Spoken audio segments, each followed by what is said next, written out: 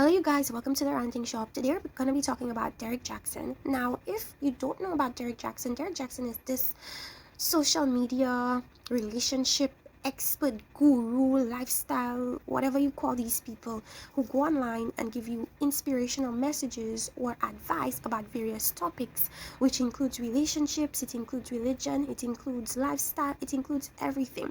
Now, Derrik is not the only male who's done that and who's found a niche in that on social media. However, he's one of the more successful ones because he used his, I suppose you could say, his charm, he used his physical appearance and his message to get lots of female viewership and support, because what he said appealed to women. What he said told women to not stand up or not take these types of men, or not to accept these types of men, not to deal with these types of men, and that there are men that are better than these types of men, and black men have been hating him for his message of basically telling women that they could do better than these types of men. When I say these types of men, I'm talking about the type of men that we found out that Derrik Jaxn is: a cheater,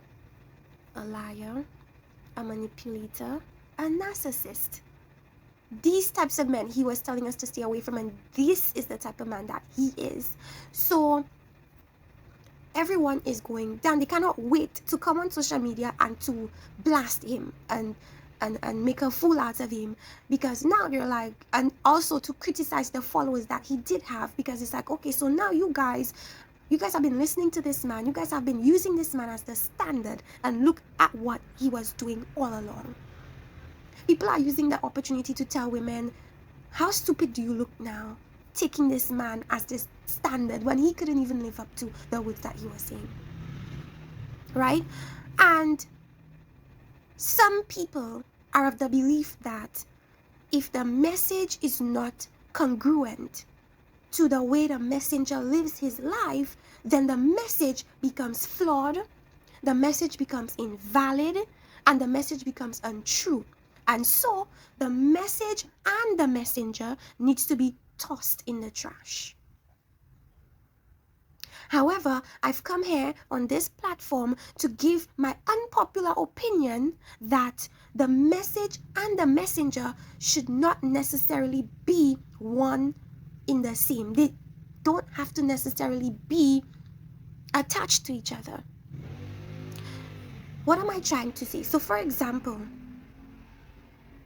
this man, Derrik Jaxn, has been giving advice to women for years about leaving these terrible types of men. Nobody ever complained about the message.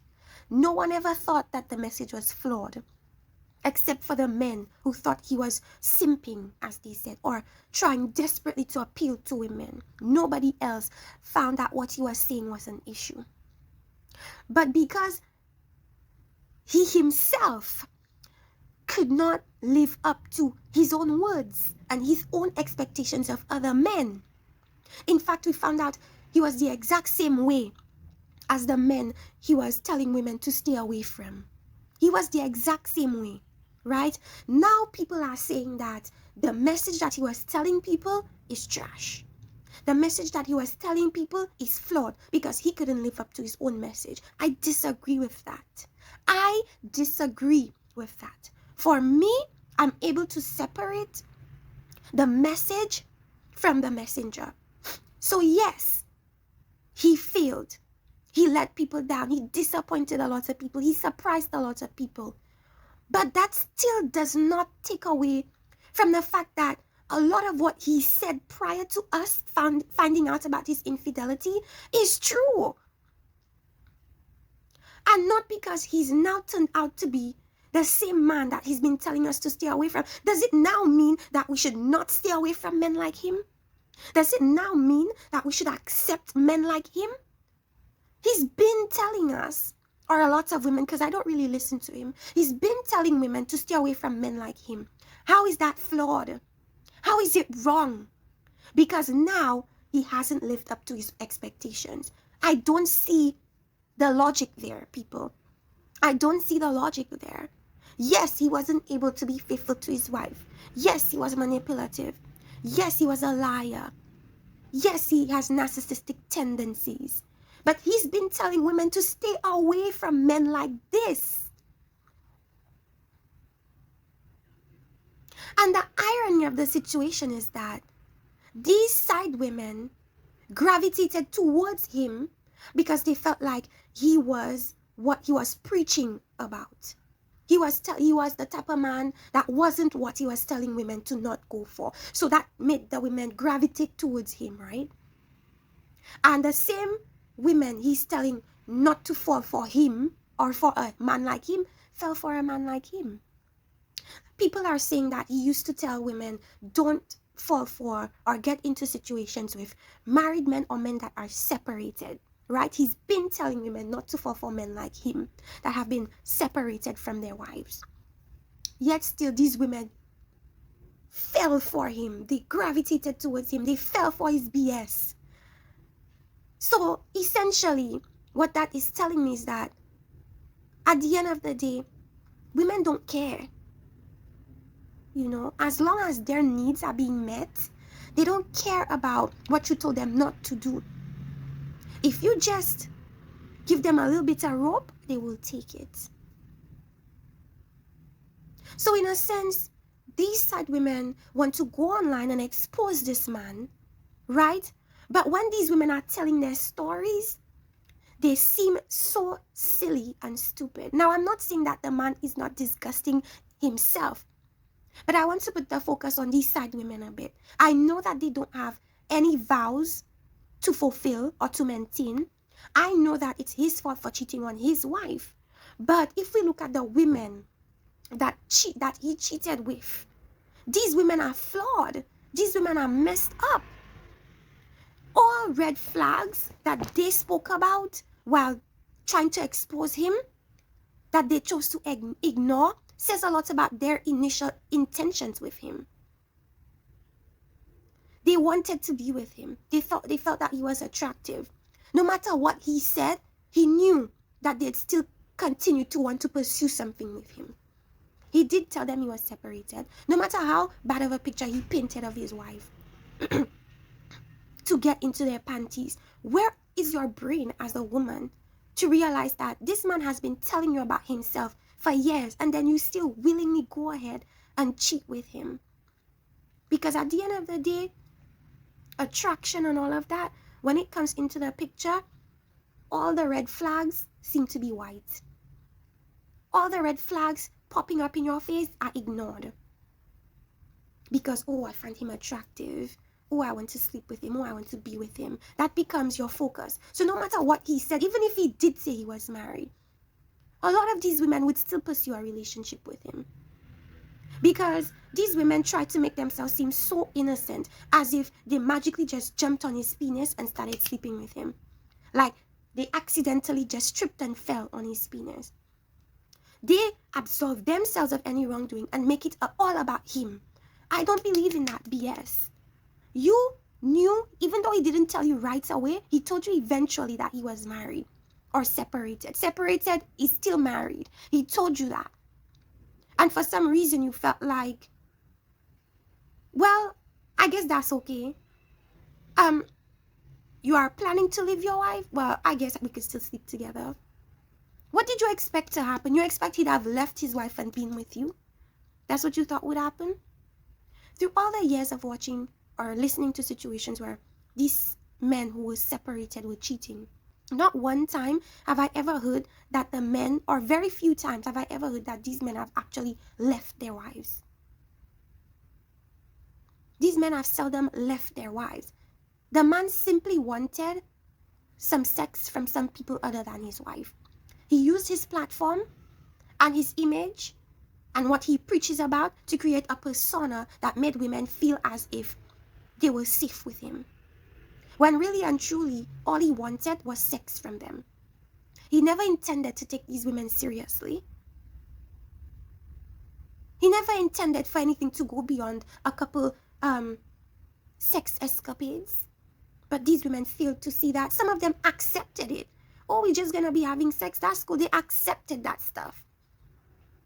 Do better as women. Have higher standards as women. Everything can't be solely on the man. Look at yourself and ask yourself, why did you fall victim to him and his wants and needs? Why did you feel like it was okay to be with him, to sleep with him, knowing, separated or not, he had a wife? Some girl talking about she went to his home, wife's products all over the place. That didn't give you any type of red flags? You didn't think of the fact that he could probably be lying and still have a wife very much in the picture? That didn't come across in your head? In my point of view, from the outside looking in, I just feel like some of these women wanted to be with the man. They knew there's a possibility he would get back with the wife, but they were fine with that. They wanted to have fun with him and be with him for that moment. So that's why I don't understand why they exposed him. You guys both wanted to sleep with each other and go with have your sex escapades and so on. So what's the problem? I know you knew that there was a possibility this man would either still be with his wife or go back to his wife. So why even entertain that? The excuse of, oh, he lied to me. I don't buy that BS. Like, we have an intuition for a reason. We know when something is fishy. We know when something sounds a bit off. But for whatever reason, and the reason is that you want what you want, you still go ahead and do what you do. And then after it turns out that you get the short end of the stick, which you should not be surprised that you got, all of a sudden, I hate him. He used me. You wanted to be used. You wanted to be used. Now, I know a lot of people would disagree with me on this and put the blame solely on the man, but I disagree with putting the blame solely on the man. You, as a young single woman, have a duty to yourself to have some standards. This man, you've been listening to him for years. He's been telling you about himself for years. And then for some reason, you feel like, okay, because he's telling me he's going to leave his wife, let me just ignore everything he said prior of not believing he's separated. But let me just sleep with him. Let me just enjoy this time with him. What do you think would happen? What do you think would happen? Like, some of these women, like, I just don't know, like, and the audacity of them to now try and make themselves sound as if they're these innocent bystanders, when you really delve into everything they say, they knew very well what they were getting into and accepted it and agreed to it. And now, for whatever reason, you're surprised that you're getting the short end of the stick. You're surprised this man blocked them. The man is married. And he told y'all, don't get involved with separated men, and you still did. What does that say about you? Was he that good of a manipulator? I don't like to give people that much credit, you know. I feel like at the end of it all, yes, he was or may have been manipulative, but I also feel like you wanted what he was saying to be true because you wanted to have that experience with him. You wanted to sleep with him. You wanted all of that. Whether it be 90% of you or 1% of you. The point is there was a chance there where he knew he could get you, and he took that and went with it. I have no sympathy for side women. None. Right? And the people, he finally, because for a long time he never showed off his wife. His wife showed him off. He never showed her off. And for me, I feel like it's because he wanted to create the image of a single man. He wanted to create the image of just a good, decent, single man. Giving women good advice about men. That's the image he wanted to give off. Most of his audience are women. I suppose he felt like if he brought his wife into the picture, then it would lessen his appeal to some women. It would decrease his appeal to some women. So in order for him to capture a lot of his audience, he had to appear single. And people who are now just seeing his wife are criticizing her looks, criticizing her hair, criticizing everything about her. And that is precisely why he probably did not include her in his online persona. Because he knew she did not, I guess, come up to par with what people's expectations of his wife would be. If you go and look at the social media comments right now, it's true. These people are criticizing this woman's looks, chastising her about her bonnet she had on her head, the clothes she chose to wear. Laviti felt like her point of view was that, well, it's because he wants his wife to look sloppy and to look a particular way so that he looks a particular way. You know, it's like he wants his wife to look unkempt and unattractive in a sense, so that it would make him look more attractive and more put together. So people would, because a lot of pick-me women will say, oh, look at how she dressed. No wonder he cheated on her. She looks sloppy. Her hair is a mess. Like, what type of clothes is this? Women, I've seen them go all the way on this woman's page and comment stuff like that under her pictures. Dress up. Like, what are you wearing? What's this? No wonder he cheated on you. Women are saying that. If you look at the women he cheated on his wife with versus his actual wife, night and day. Night and day. It's like he chose this quiet, demure woman to be his wife, right? But really was only attracted to the IG model type, the curvy body type, the pretty face type. Not that his wife doesn't have a pretty face, but I mean the IG attractive type of woman. That's who he's been sleeping with, while dogging his wife to them, telling them the wife doesn't satisfy him and all these types of things. Men always talk about they want a lady in the streets and a freak in the sheets. And I feel like some men, they want a lady throughout. They don't want any freaky anything. They want a lady. But then when they've spent some years in the marriage and realize that the sexual whatever encounters are boring, they run to the IG models and all that. And I just feel like it's unfair to the wife, because you married her for a reason. So why are you cheating on her? You knew how she always was. Why is it now a problem?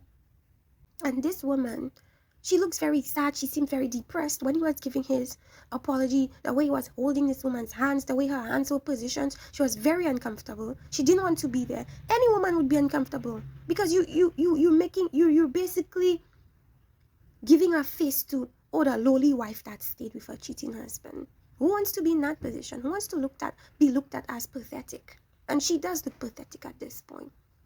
He's squeezing her hands, like trying to get her to, or trying to make them seem like this united front. And her facial expression tells us everything we need to know. She looks like she's still not fully forgiven this man. And people are talking about the fact that he's saying he's separating himself from his infidelity and saying Derrik Jaxn cheated. Why don't you say I? Why are you saying Derrik Jaxn? Because he's trying to separate himself from his actions. He doesn't want to be him. He wants it to be this Derrik Jaxn person. But it was you. You narcissist, you. You disgusting man, you. It's you. Now, as much as I don't agree that we should throw the message and the messenger away, throw the message with the messenger, I still don't feel like he should be absolved, or he is absolved of his wrongdoing. He's wrong. He's a disgusting man. But I personally just don't feel like his advice was bad.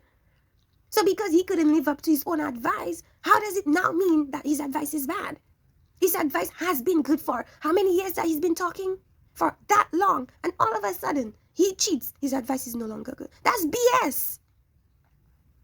You guys go to church for years, listening to the pastor. The pastor's telling you, don't do this, don't do that. You've listened. You've never found any fault in what he said.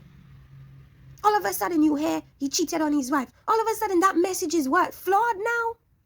All of a sudden, you can't take that message now that he cheated? That's BS to me. I don't agree with that.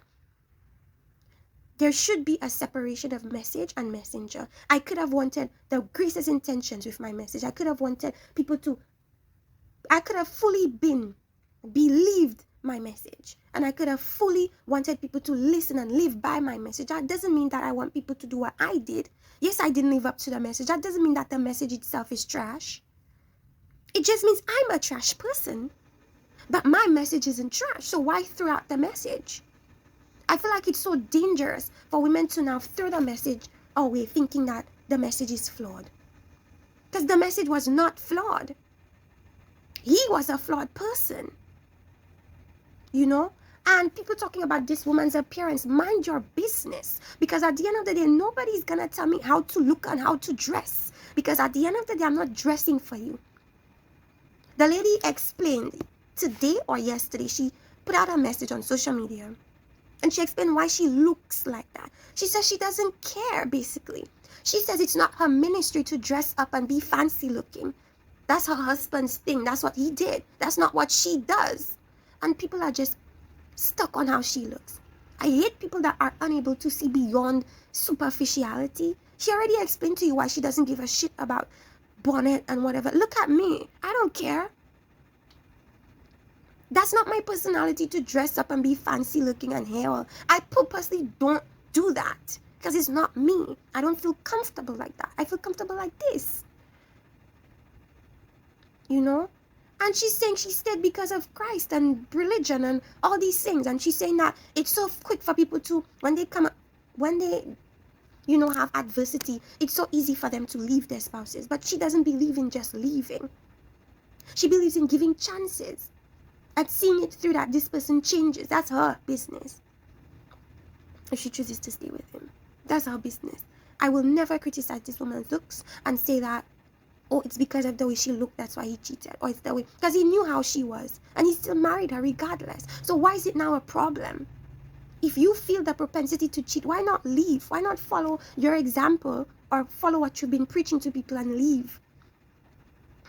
You know, leave. And then Abba and Preach said that if he left, people would question or would not be so willing to follow him because it's like you're taking advice from a man in a failed marriage or from a man who's separated from his wife.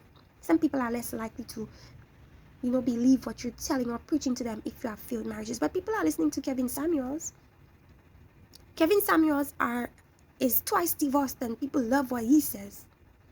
So at the end of the day, sometimes I feel like it's not even necessarily the messenger, but it's the message you're trying to portray to people and who you're trying to appeal to. So Derrik is trying to appeal to single women with issues. Kevin is trying to appeal to males with fragile egos, to be honest with you. And both of them, I don't fully agree with any of what either of them say. It's like they're appealing to two extremes. It's called the red pill society or whatever. I don't know. Now we're finding out that Kevin is saying that high value men should cheat and all this BS. Like, at the end of the day, you guys, listen to your grandparents, listen to people you know personally that have been in successful relationships. Don't rely on these social media people talking about relationships and life, and they can't even get their shit together. Not to say that their message becomes invalid, because I don't agree with that. But they themselves should not be preaching about this level of standard if they're not even able to live up to that themselves. You know?